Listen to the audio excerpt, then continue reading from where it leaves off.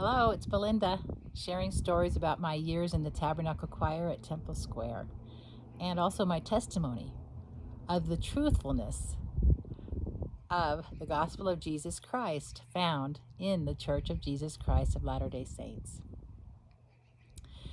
In my service early on with the choir, it became very apparent to me how important the messages of our music was. And as you can imagine, in a group of over 350 singers, it is a challenge to really make that text become one voice and also be projected to our listeners. And we did have people give us feedback that it was difficult to listen or to hear and understand our words. So this is a constant challenge and a work that's in progress.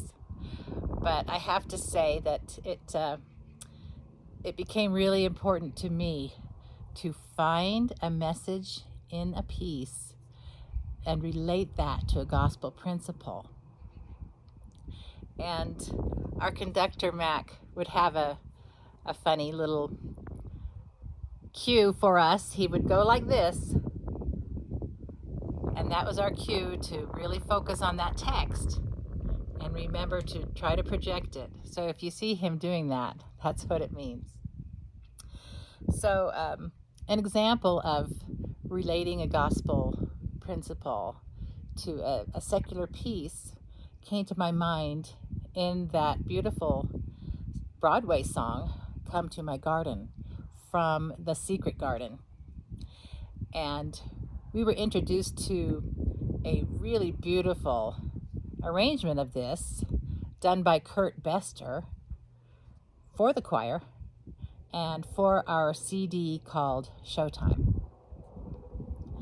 And I just want you to hear some of these words. Come to my garden, rest there in my arms. There I'll see you safely home and on your way.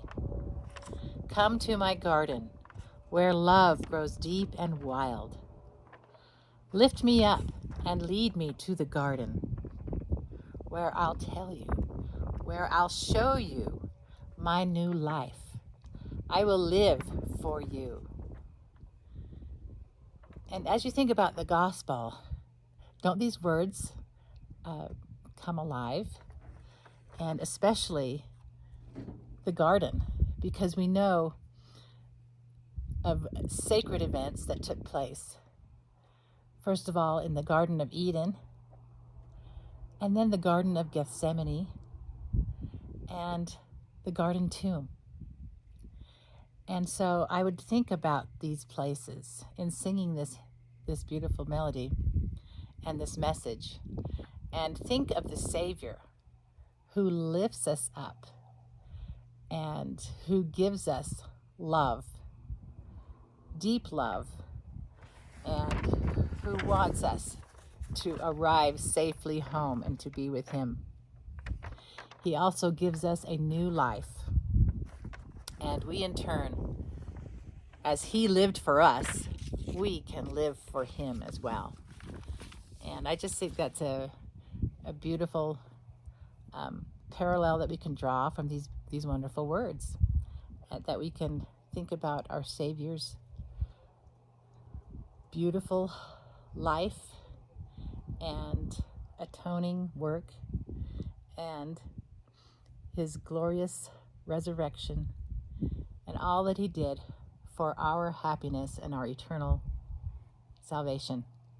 And I love him with all of my heart.